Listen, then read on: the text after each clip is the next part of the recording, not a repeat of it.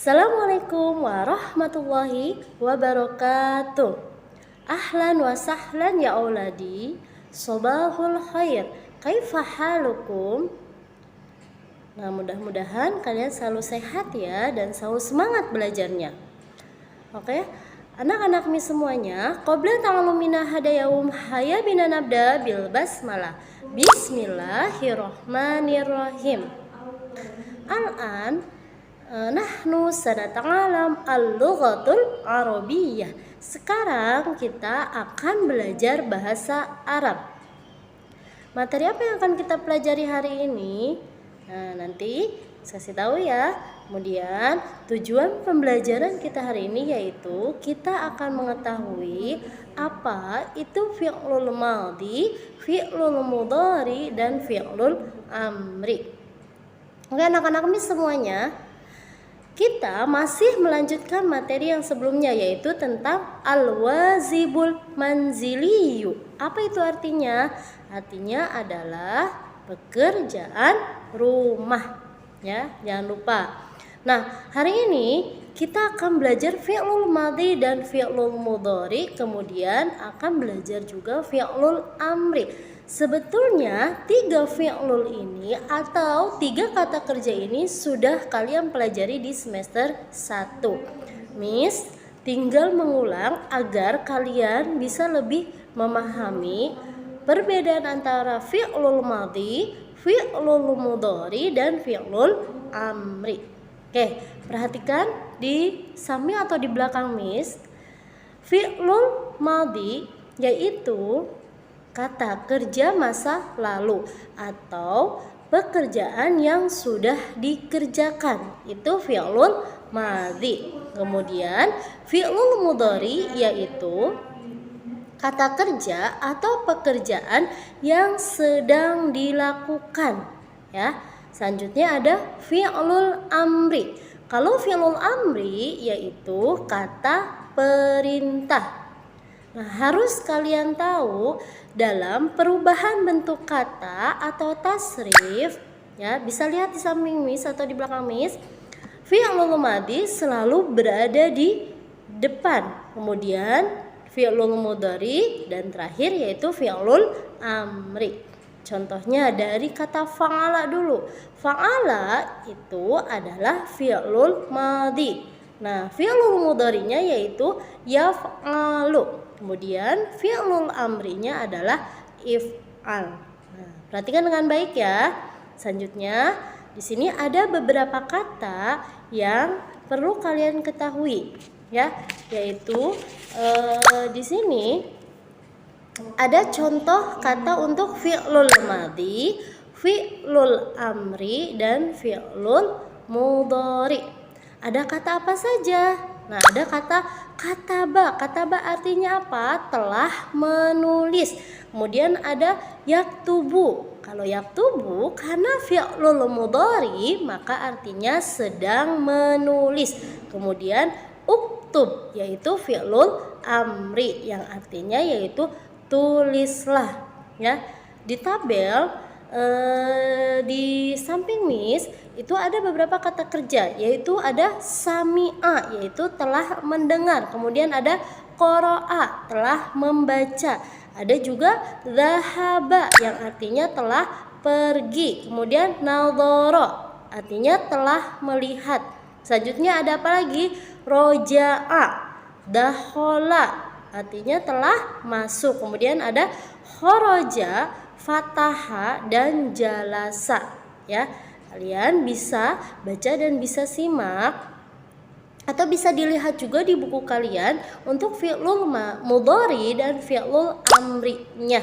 Ya, dia ada di situ nadhara. Nadhara artinya telah melihat. Fi'lul mudhari'nya apa? Yanzuru yaitu sedang melihat. Kemudian fi'lul amri dari nadhara itu unzur. Ya, lihatlah. Nah, ada apa lagi contohnya? Ada juga dakhala.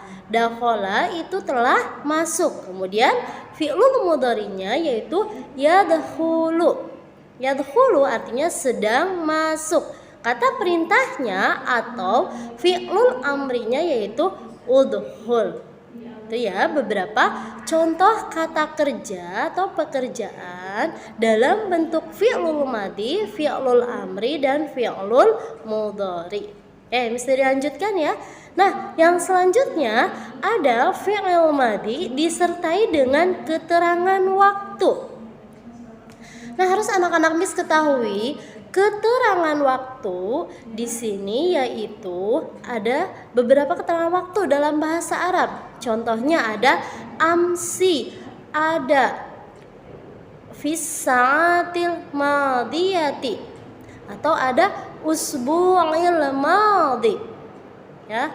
Nah, amsi itu artinya kemarin. Kemudian usbu'il madhi itu artinya minggu lalu. Ada juga syahrul madhi yaitu bulan lalu, atau sanatul madhiyatu yaitu tahun lalu. Jadi waktu-waktu yang sudah berlalu ya, atau masa lalu. Ada fi sa'atil madiyati atau sejam yang lalu ya. Kalau untuk fi'lul madhi keterangan waktunya itu yang sudah lampau ya, jadi kemarin, minggu lalu, bulan lalu, atau tahun lalu. Setiap kata waktu atau keterangan waktu itu dalam kalimatnya selalu disimpan di akhir kalimat. Perhatikan contohnya, yaitu ada wasaltu fi Bandung amsi. Saya tiba di Bandung kemarin. Kemudian ada lagi amilnal wazibal manzili fi sa'atil madiyati. Saya mengerjakan pekerjaan rumah sejam yang lalu. Jadi setiap pekerjaan yang sudah dikerjakan ya, yang harus kalian ingat yaitu keterangan waktunya selalu berada di akhir kalimat. Amsinya itu ada di terakhir di belakang ya. Nah, yang selanjutnya ada penempatan fa'il atau pelaku.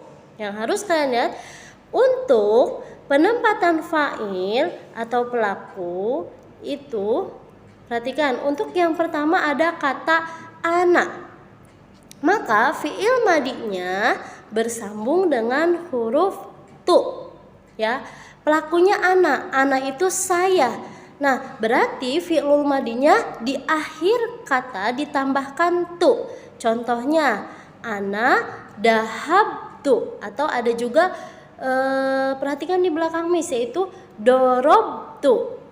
Awal katanya itu doroba, tapi ditambahkan tu, jadi huruf ba-nya jadi sukun disambungkan dengan tu. Jadi dorob tu. Itu untuk anak. Kemudian ada lagi selanjutnya untuk anta. Kalau untuk anta berarti ditambahkan huruf ta. Jadi dorob ta. Oke, sampai sini bisa dipahami ya. Kemudian bisa dilanjutkan. Selanjutnya ada untuk anti. Nah, kalau untuk anti itu jadi dorobti, karena untuk anti ditambahkan dengan huruf ti ya, tak kasroh. Oke, bisa dilanjutkan lagi. Selanjutnya untuk huwa. Nah, kalau untuk huwa ditambahkan atau tidak? Nah, untuk anak-anak Miss, kalau untuk huwa itu tidak ditambahkan dengan huruf apapun. Jadi tetap dahaba. Seperti itu ya. Nah, selanjutnya ada untuk hiya. Nah, kalau untuk huwa tadi tidak ditambahkan dengan huruf apapun, tapi kalau untuk hiya itu ditambahkan dengan tak mati atau tak sukun ya, dengan huruf tak mati. Contohnya yaitu dorobat ya, taknya sukun atau taknya mati. Kemudian selanjutnya ada untuk nahnu. Nah, untuk nahnu yaitu fi'lul madhi disambungkan atau ditambahkan huruf na. Jadi dorobna ya, atau kalau kita mau pakai dahola jadi daholna ya, ditambahkan huruf na di akhir. Itu untuk pelaku fi'lul madhi disambungkan dengan kata untuk pelaku. Ada untuk ana, kemudian anta, anti, huwa, hiya, nahnu ya. Kalian paham sampai sini ya? Mudah-mudahan bisa paham sampai sini. Nah, yang terakhir bisa dijelaskan yaitu penerapan fi'il madi dalam kalimat sempurna. Nah, di sini yaitu yang pertama, kata pertama diawali dengan fi'il madi. Nah, untuk yang pertama kali fi'il madi itu ada di awal. Kemudian selanjutnya kata kedua yaitu fa'il, baik nama orang atau isim domir yang sudah dijelaskan tadi sebelumnya. Yaitu isim domir itu contohnya ana, nahnu, huwa, hiya. Nah, penggantinya tadi sudah bisa dijelaskan juga ya. Kalau ana berarti disambungkan dengan huruf tu. Kalau hiya berarti disambungkan dengan huruf ta mati. Nah, sekarang misalnya berikan contohnya. Contohnya kalau untuk huwa berarti jadi dahaba atau kataba. Kalau fi'lul madinya yaitu kataba, tidak ditambahkan dengan huruf apapun. Tapi kalau untuk ana jadinya katabtu ya. Oke, anak-anak, misalnya yang ketiga yaitu kata ketiga yaitu maf'ul bih atau isim yang menunjukkan objek perbuatan. Biasanya harokat di akhir yaitu diganti dengan fathah. Nah, perhatikan di sini. Sekarang di sini ada contoh kalimat yang sempurna untuk domir ana yaitu katabtu ar-risalata, yaitu saya telah menulis surat. Katabtu, katab itu saya telah menulis, yaitu katanya kataba. Tapi karena untuk ana jadinya katabtu. Ar-risalata itu isim, yaitu surat. Katabtu ar-risalata. Lihat ya, harokat di akhir yaitu fathah, ar-risalata. Nah, kemudian yang kedua yaitu ada untuk domir anta. Untuk domir anta tadi ditambahkan apa? Ya, ditambahkan katabta, yaitu huruf ta. Ingat ya, ini fi'lul madinya yaitu kataba ya, kataba. Nah, karena untuk anta jadi ditambahkan ta, jadi katabta. Katabta ar-risalata. Kamu untuk laki-laki telah menulis surat. Nah, selanjutnya kalau untuk anti. Nah, untuk anti ditambahkan apa tadi? Setelah menjelaskan, ya, ti. Jadi katabti ar-risalata, yaitu kamu telah menulis surat. Kamunya untuk perempuan. Selanjutnya ada huwa. Ingat ya, kalau huwa tidak ditambahkan huruf apapun, yaitu jadi kataba ar-risalata. Dia laki-laki telah menulis surat. Nah, yang selanjutnya ada hiya. Nah, kalau hiya jadi kita tambahkan huruf ta mati, yaitu jadi katabat ya. Baknya tidak disukunkan karena taknya sudah mati, jadi baknya tetap fathah. Katabat ar-risalata, dia perempuan telah menulis surat.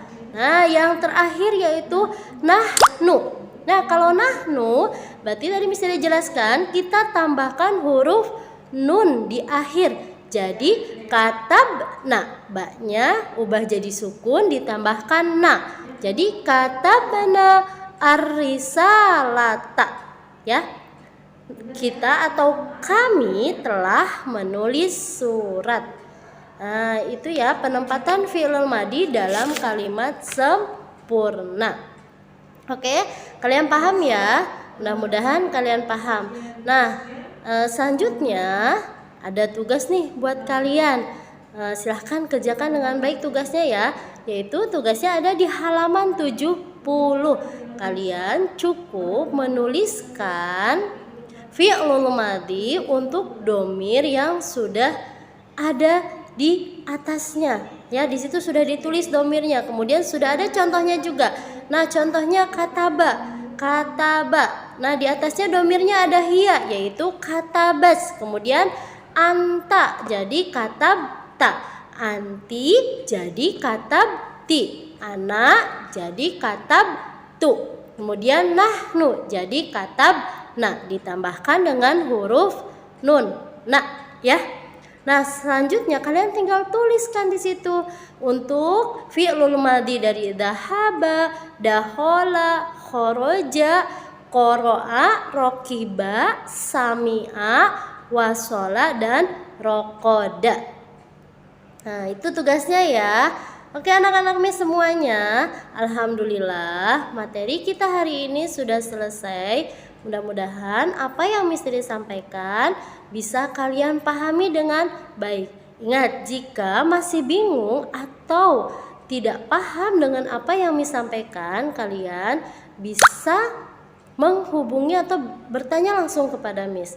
Oke anak-anak Miss, ingat hari ini tadi kita sudah belajar apa? Kita sudah belajar tentang fi'lul madhi, fi'lul amri, dan fi'lul mudhari. Kemudian penempatan fi'lul madhi untuk pelaku ya. Kemudian selanjutnya ada fi'lul madhi ditambahkan dengan keterangan waktu. Ada apa aja ya? Itu materi yang sudah kita pelajari hari ini. Haya binana tim ta'alu mina hadayawum bikirati hamdalah. Alhamdulillahirabbil alamin. Ingat, selalu jaga kesehatan ya, dan terus semangat belajarnya walaupun harus belajar di rumah. Oke semuanya, syukran ala ihtimaminkum wa akhiran aku lakuna wabillahi taufiq wa hidayah. Wassalamualaikum warahmatullahi wabarakatuh.